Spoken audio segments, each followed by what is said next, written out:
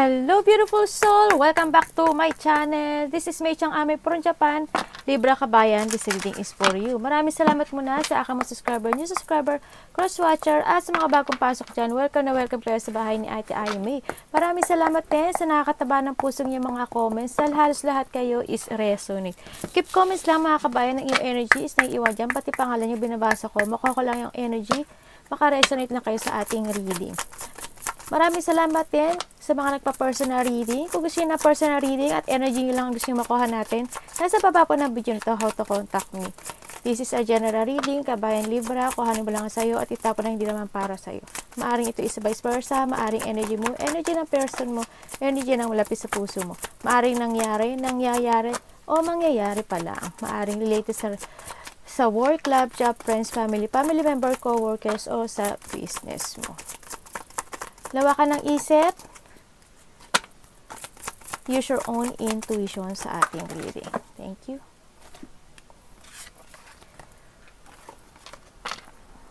We have the house. Yan. Maaring may mangyaring problema when it comes sa house o sa foundation o may mga hindi pagkakaintindihan sa loob ng family, no? Maaring gano'n na maari din na kailangan nyo ng security or a privacy. No? Aring ganon. Or may mga comfort zone nyo talaga is a house. No, magkakaroon ng mga you have the anchor, magkakaroon ng mga settling down or pagsisettle. Halimbawa, ng mga stability, halimbawa it comes sa trabaho. Kumbaga, diyan ka na, matagal ka na diyan, nakakasettle ka na. Diyan. Magkakaroon ng mga durability or tibay, no? Ng loob, yan, magkakaroon ng mga tibay ng foundation, tibay ng trabaho, business man yan, love life man yan. Yan, magkakaroon ng mga work of profession, yan, magkakaroon ng mga ganun, stable. Magkakaroon ng mga long lasting sa inyong foundation o sa inyong buhay. Magkakaroon ng mga problema nakita ko ito with the clouds, magkakaroon ng mga negativity o mga pagkalito sa buhay and may mga mangyari na parang unclear sa inyo yung mga lahat ng sitwasyon, no? Parang hindi na dapat yung i-clarity. Magkakaroon ng mga doubt o pag-aalala, mga kawalan ng katiyakan sa lahat ng mga gagawing sitwasyon o mga magiging desisyon. Yan, malilito ka na magkakaroon ng mga ganun sa mga solutions, ganyan, kung ano dapat, may mga ganun, no? Iisa-isahin natin yan, tapos i-explain ko na lang. Kay Libra, for the 22, please show me. April 22 for Libra. Maaring ito is magkapalit-palit, ano, maaring nangyayari o mangyayari pa lang, i-resonate niya yung sarili niyo,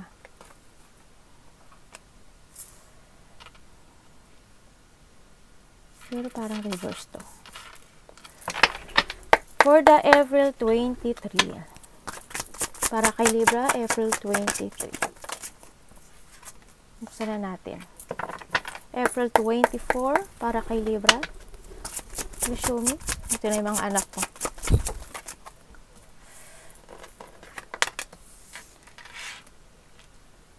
April 25, para kay Libra. Please show me.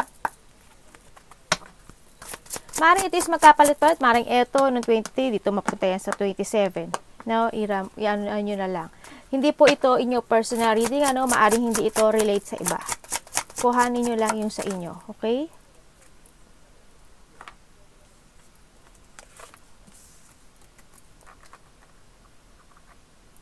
Aray, anak.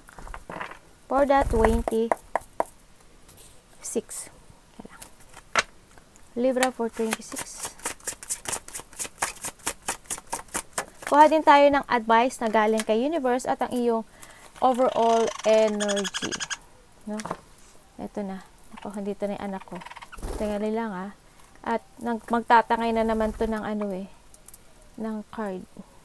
Tamo, yung buntot mo, anak ko, kung nasunog yan, paano na? Di wala ka ng buntot.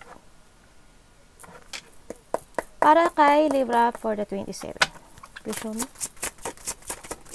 Thank you. Tabi na nga lang natin to. Yan. Ano naman po, universe, ang iyong advice para kay Libra for this week? Universe advice para po kay Libra. Dalawa advice mo, Overall energy po ni Libra. Please show me. Overall energy po ni Libra for this week.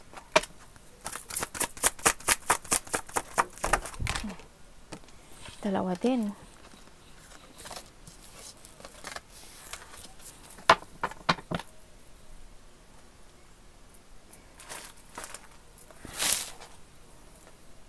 Tingnan natin, bakit 5 of Sword in reverse? Will show me. Bakit 5 of Sword in reverse ang 22? April 22 para kay Libra. Okay, so nakita ko dito sa'yo is nahandoon ka na. You have the, yan, Diamond Ace, You have the 3 of Ace. Okay, galing ka sa heartbroken, or medyo nasaktan ka ata. Nagkaroon ba dito ng third party? Andito sa part na nagkaroon siguro ng mga heartache o mga unexpected emotion na pain, o mga disappointment man yan, o mga nangyaring nasaktan ka, o mga hindi napagkaintindihan o depression. Sa nakita ko dito, you're finding peace, sa nakita ko dito. Na hindi na nakapag-move on ka na, mas minahal mo na yung sarili mo, nagkaroon ng mga peaceful resolution, nag-end na yung mga conflict o mga hindi ano ba tawag dito? Hindi na pagkakasunduan o yung mga nakaraang pain. Ayan, nag-end na yun, sa nakita ko dito. Ang nakita ko rin dito is nahandito na yung na-release mo na rin yung mga stress mo. Meron ako nakita dito na a past person, ako nakikita na they want reconciliation sa'yo. There's a soul connection ako nakikita dito sa inyo na maaari siya rin is nakasakit sa iyo, in the past. They want a togetherness and they want an harmony. O gusto niya uli kayong magkaisang muli. Gusto niya uli ng pantay na pagtitinginan sa inyong dalawa. Sa nakita ko dito. Pero ang nakita ko dito, kasi parang naka-move on ka na, Yan, may pagkikita. Maaring in this time, baka kontakin ka niya or magkita kayo, may union ako kasi nakikita dito. Maaring also this is a close relationship o maaring may bago ka ng minamahal. Sa iba dito, baka meron na kayong bago na minamahal, na nagbibigay sa inyo ng kasiyahan, sa nakita ko dito. Kasi nakita ko na nagkaroon ka na rin naka-move on ka na rin at nagkaroon ng peace sa'yo, sa nakita ko to. Hi, Libra. Yun, nahandoon na kayo sa part na yun. Baka may nagbibigay na talaga sa inyo ng happiness and fulfillment sa inyong buhay sa ngayon, sa nakita ko dito. Dito muna, ang siya po si Mami. Kilo, siya po si Mami. Bakit for the 23 is the King of Pentacles? Please show me.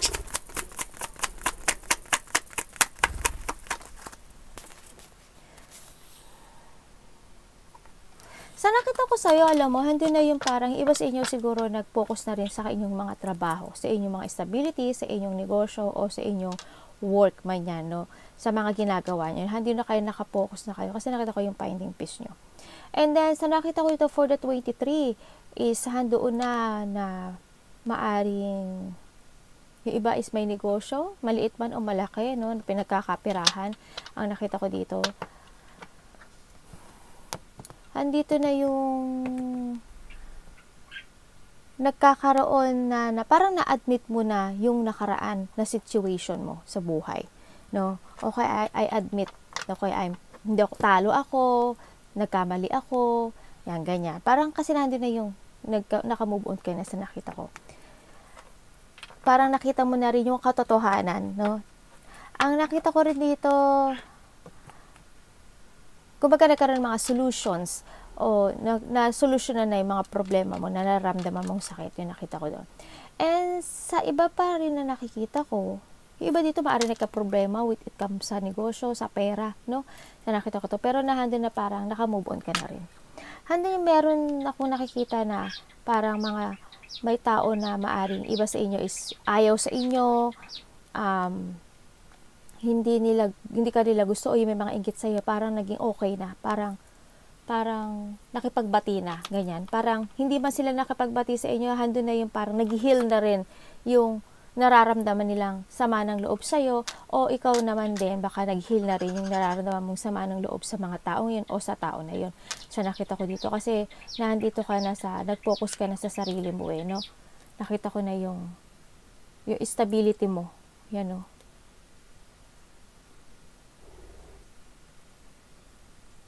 Kumbaga iba dito hindi nag-release na ng boundary sa sarili nila. No? For the 24, for Libra.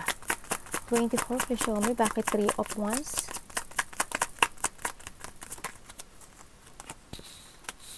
Yan, sa nakita ko dito, talagang you're finding peace and you're moving on to the future and focus to your stability and sa iyo na rin mga pagkakaperahan o negosyo o business man yan.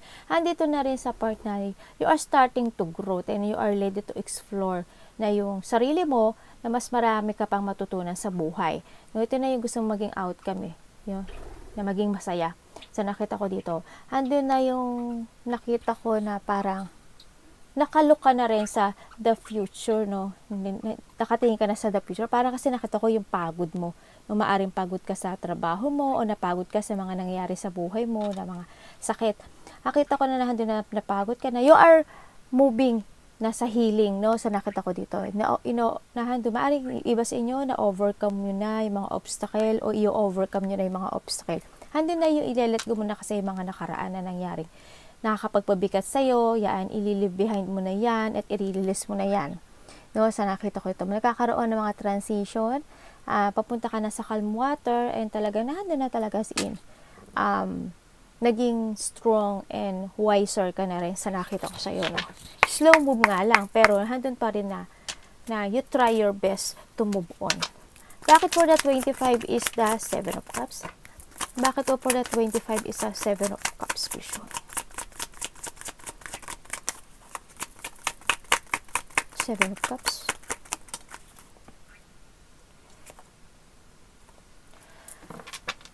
Handito yung part na nakikita ko sa'yo na for the 25, maari may mga pagkalito ako nakikita sa'yo. May mga pagkalito, may marami kang gustong mangyari sa buhay mo, marami kang gustong makakamit sa nakita. Marami mga wishful thinking ako nakikita sa'yo. Maaring in this day is maaring mag-daydream ka or mag-fantasize ka sa mga mangyayaring miracle or na gusto mo mangyaring miracle sa buhay mo, no? Yung mga gusto mo makamit na wish. Ang dami ko nakikita na ang dami mo ng gustong mangyari sa buhay mo, no? Handun na yung maaring marami ka na nagiging choices when it comes sa mga decisions in life mo, when it comes sa mga gusto mong gawin, no, sa buhay mo. And then nakita ko naman you are the magician din, and handun na yung starting a new beginning na talaga sa buhay mo. Handun na rin na maybe ang dami mong gustong i-create, no? Sa nakita ko ang dami mong gustong, yun nga sabi ko sa'yo, gawin. May marami siguro when it comes to opportunities, ang dami mong pinagpipilian. Or when it comes naman sa love life, baka ang dami mo rin pinagpipilian, no? Ang dami mong choices, kumbaga, sa nakita ko. Basta you need to trust your intuition, no? Sa nakita ko dito, to make a decision right, no? Kailangan na natin maging right sa mga decision at hindi na tayo magkamali sa buhay, no? Basta be patient lang. Maging patient lang tayo sa pagpili ng mga choices. Kasi pagka minsan pabigla-bigla tayo, doon tayo nagkakamali, no? Pag-isipan nating maigi, no? Bakit po the 8 of Pentacles when it comes sa kanyang 26 April? Bakit po 8 of Pentacles po siya? Wow! The 9 of Pentacles. More on kaperahan ang nakikita ko sa'yo, no, Libra, no?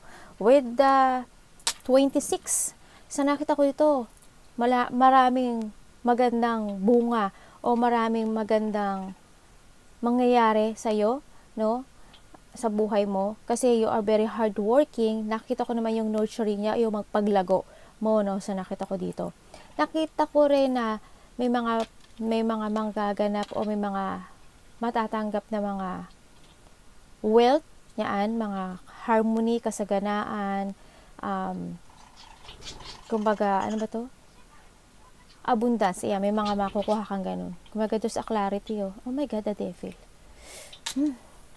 Yun, handun na yung paglago mo, nag-umpisa ka na, may mga, maaring iba sa inyo, may mga inaaral na, how to grow me, o paano ako makakaipon lalo ng pera, o paano, basta handun na kayo, nakapokus na kayo sa sarili nyo eh.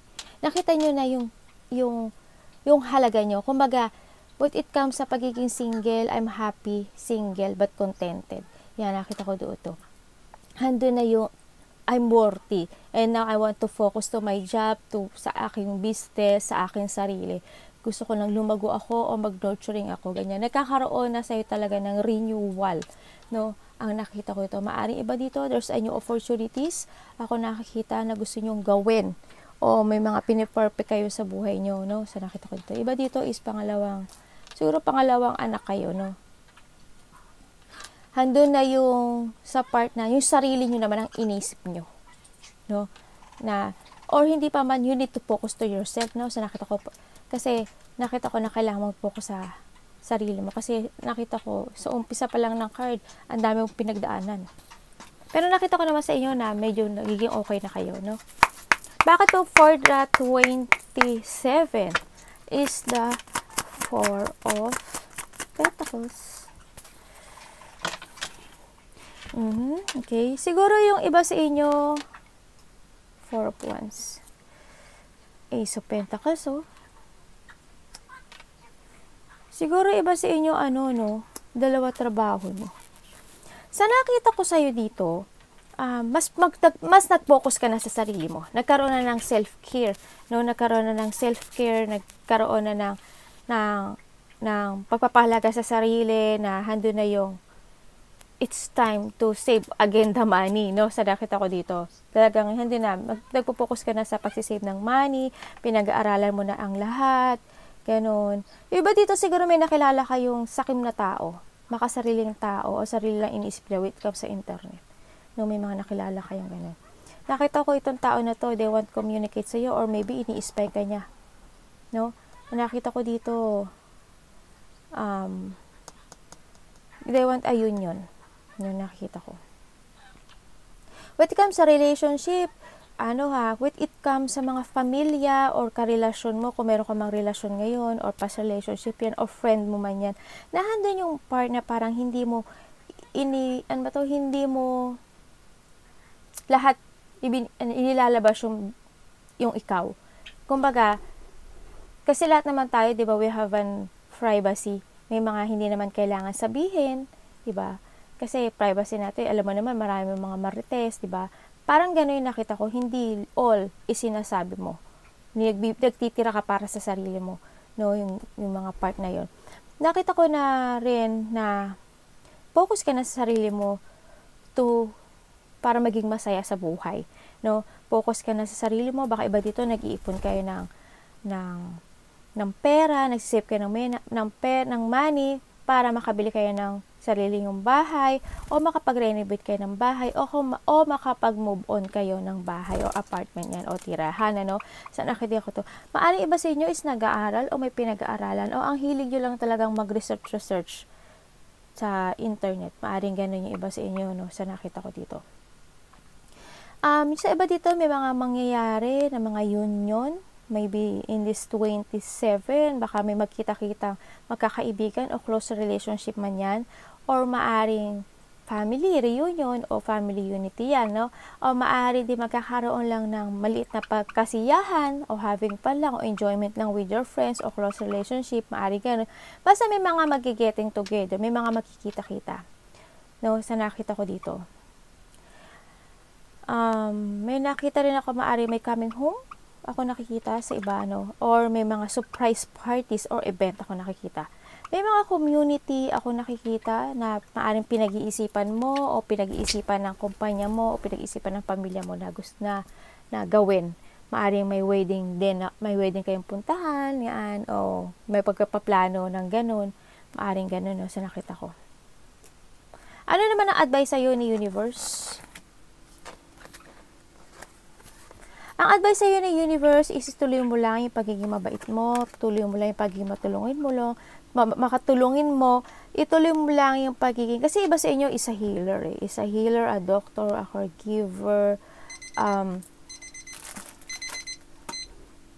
yung very spiritual, no? Mga speaker, na mga nagbibigay ng mga salita ng Diyos, ganyan. Basta ituloy nyo lang yung pagbibigay nyo ng payo, yung pagiging, mabait nyo. Yun, nakikita ko dito. Kasi kayo yung tao na nakakapagpa-heal ng mga pain, no? Kumbaga, handun din na you need to heal yourself with your own, no? Kasi nasa iyo yung susi rin para makapag-heal ka totally sa sarili mo. Pero nakita ko naman na naka-heal ka na, o no? Or yung iba dyan, baka need nyo nang mag-heal, no? Sa nakita ko dito. Andito din na marami ako nakita na tao na humihingi ng tulong sa'yo o marami ka rin tulong. Marami rin tao na nabibigyan mo ng tulong sa nakita ko dito. Handa yung pagiging friendship, hanggang yung pagiging bold o matapang mo, no? Bakit the Hero and the Queen of Wands? Ang advice mo. Kaya sabi nga ni universe gano'n, ituloy mo lang daw yung huwag kang mag-jangling sa lahat ng bagay, no? Kailangan mo pumili na kailangan mo magdesisyon sa iisa lang. Kasi parang meron ka decisions na parang gusto mo evaluate o may tinitimbang ka. No, sa nakita ko dito. Kailangan isang decisions lang, huwag ka mag-jangling. Kailangan mo rin na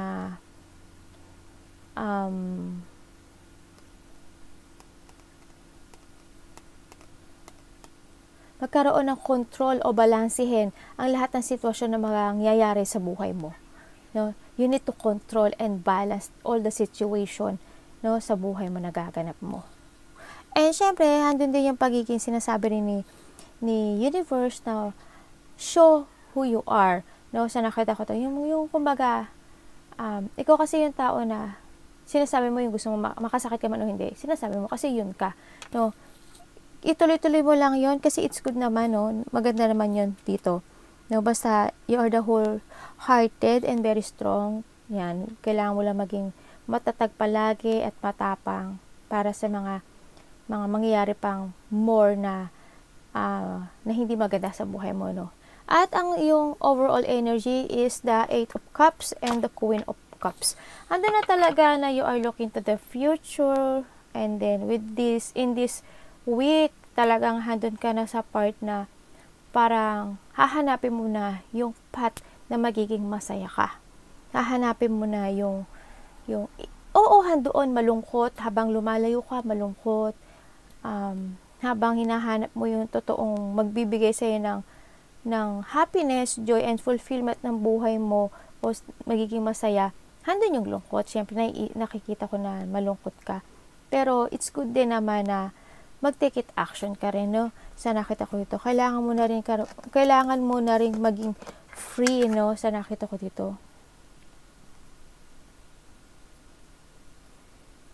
Handito yung pagiging mo, no? Iba dito may pagka-psychic. Yung pagiging mabait mo.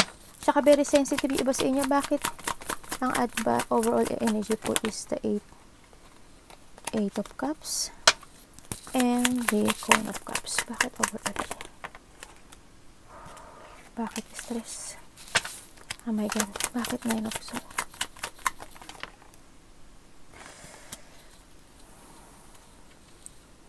The Hierophant twice.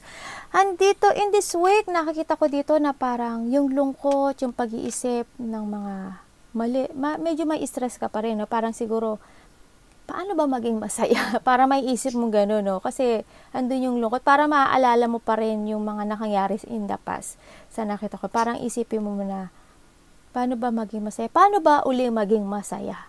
Paano ba muling umangat? Paano ba muling maging magkaroon ng hope, no? Paano ba muling magkaroon ng enlightenment o makaramdam ng freedom, ganyan. Parang ganun, mapag-iisip mo siguro yun kasi nakita ko ma-stress din ako nakikita sa'yo in this week, no? May mga mangyari pa rin na hindi ka mapagkakatulog, no? Sa nakita ko dito. Siguro maiba dito, baka ma-focus kayo sa nakaraan, maaring iba sa inyo, sa umaga, ang saya nyo, pero sa gabi, hindi kayo makatulog, ang dami nyong iniisip, ang dami nyo nang wino-worry, baka nai-stress kayo kung paano kayo mag-move on o kung kailangan bang i-let go, mga sitwasyon, ganyan. Parang mapag-iisip pa rin kayo ng ganun. Arigatou namaste, God bless.